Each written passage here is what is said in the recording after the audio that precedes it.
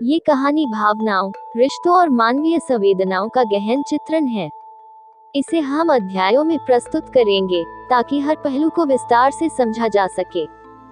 सावित्री एक खूबसूरत और समझदार महिला जिसने अपने जीवन में कई संघर्ष देखे थे। पति की मृत्यु के बाद उन्होंने अपने बेटे राहुल की परवरिश में अपना सब कुछ झोंक दिया, लेकिन जब उन्होंने दूसरी शादी की तो उनका जीवन फिर से बदल गया। उनके नए पति रमेश अपने पहले विवाह से एक बेटा लेकर आए थे, विक्रम। सावित्री और विक्रम के रिश्ते की शुरुआत औपचारिक थी। दोनों एक दूसरे को समझने की कोशिश कर रहे थे, लेकिन उनके बीच दूरी साफ झलकती थी। विक्रम अपने पिता की दूसरी शादी से खुश नहीं था। सावित्री भी कोशिश कर रही थी कि विक्रम को अपना समझे, लेकिन वह दीवार टूट नहीं पा रही थी। राहुल और विक्रम दोनों लगभग एक ही उम्र के थे। राहुल का स्वभाव शांत था, जबकि विक्रम का मिजाज विद्रोही। सावित्री को महसूस होने लगा था कि विक्रम के गुस्से के पीछे उसका अकेलापन और असुरक्षा छिपी है। एक दिन जब सावित्री विक्रम के कमरे में खाना देने गई, तो उन्होंने देखा कि वह रो रहा है। उसके आंसू देखकर उनका दिल पिघल गया। उन्होंने पहली बार उसे गले लगाया। उस पल ने उनके रिश्ते में एक नई शुरुआत की। विक्रम ने अपने दिल का दर्द साझा किया और सावित्री ने उसे मां की तरह दुलार दिया। जैसे जैसे समय बीतता गया, सावित्री और विक्रम के बीच नजदीकियां बढ़ने लगी। ये नजदीकियां एक माँ बेटे के रिश्ते से परे जाने लगी। सावित्री को खुद नहीं समझ आ रहा था कि यह भावनाएं क्या हैं। वह खुद को रोकने की कोशिश करती, लेकिन विक्रम का सहारा बनना अब उनकी जरूरत बन गया था। विक्रम भी महसूस करने लगा था कि सावित्री उसके लिए सिर्फ एक माँ नहीं रही। उसकी नजरों में अब उनके लिए एक अलग ही आदर और लगाव था।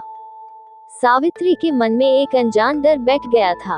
अगर यह सच सामने आया तो समाज क्या कहेगा, उनके परिवार का क्या होगा। विक्रम और सावित्री के बीच भावनाओं का ये बवंडर थमने का नाम नहीं ले रहा था। रमेश भी अब यह महसूस करने लगा था कि उनके घर का माहौल बदल रहा है। सावित्री की बढ़ती चिंता और विक्रम का बदला हुआ व्यवहार उसे खटकने लगा। सावित्री और विक्रम को अपनी भावनाओं का सामना करना पड़ा। उन्होंने महसूस किया कि यह संबंध नैतिक और सामाजिक दोनों दृष्टिकोण से गलत है। सावित्री ने विक्रम से बात की और दोनों ने फैसला किया कि उनके लिए सबसे अच्छा यही होगा कि वह अपने अपने रास्ते पर लौट जाएं। इस पूरे अनुभव ने सावित्री और विक्रम को तोड़ने के बजाय मजबूत बनाया। सावित्री ने खुद को समाज और परिवार के प्रति जिम्मेदार बनाया, जबकि विक्रम ने अपने जीवन को नए तरीके से जीने का निश्चय किया। कहानी यही खत्म होती है, लेकिन ये हमें ये सिखाती है कि रिश्तों में भावनाएं जटिल हो सकती हैं और सही रास्ता चुनना ही अंततः सबसे महत्वपूर्ण होता है। ये कहानी एक परिवार, रिश्तों और भावनाओं के जटिल ताने बाने की है। इसे मैं अध्यायों में प्रस्तुत करता हूँ।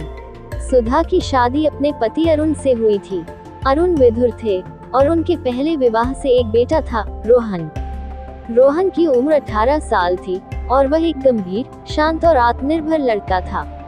सुधा के जीवन में एक नए परिवार की शुरुआत हुई, लेकिन सौतेला रिश्ता होने के कारण उसने खुद को परिवार में अपनाने के लिए संघर्ष करते हुए पाया। सुधा ने धीरे धीरे घर के हर सदस्य के दिल में अपनी जगह बनानी शुरू की, लेकिन रोहन के साथ उसका रिश्ता अलग ही था। शुरुआत में दोनों के बीच औपचारिकता थी। रोहन उसे अपनी माँ की जगह नहीं दे पा रहा था और सुधा भी समझ नहीं पा रही थी कि कैसे उसे अपने करीब लाए। एक दिन रोहन ने अपनी कॉलेज की समस्या सुधा के साथ साझा की। सुधा ने उसे स्नेहपूर्वक सुना और समाधान सुझाया। ये पहला अवसर था जब दोनों ने एक दूसरे को समझने की कोशिश की। समय बीतने के साथ सुधा और रोहन के बीच संवाद बढ़ने लगा। दोनों ने एक दूसरे के साथ वक्त बिताना शुरू कर दिया। सुधा को महसूस हुआ कि वह रोहन के प्रति सामान्य माँ बेटे से अलग भावनाएं महसूस कर रही है। वह खुद को रोकने की कोशिश करती, लेकिन उसके दिल के अंदर एक नया आकर्षण जन्म लेने लगा। दूसरी ओर रोहन भी सुधा की ओर खिंचाव महसूस करने लगा। उसे यह समझ में नहीं आ रहा था कि यह सिर्फ आदर और स्नेह है या कुछ और।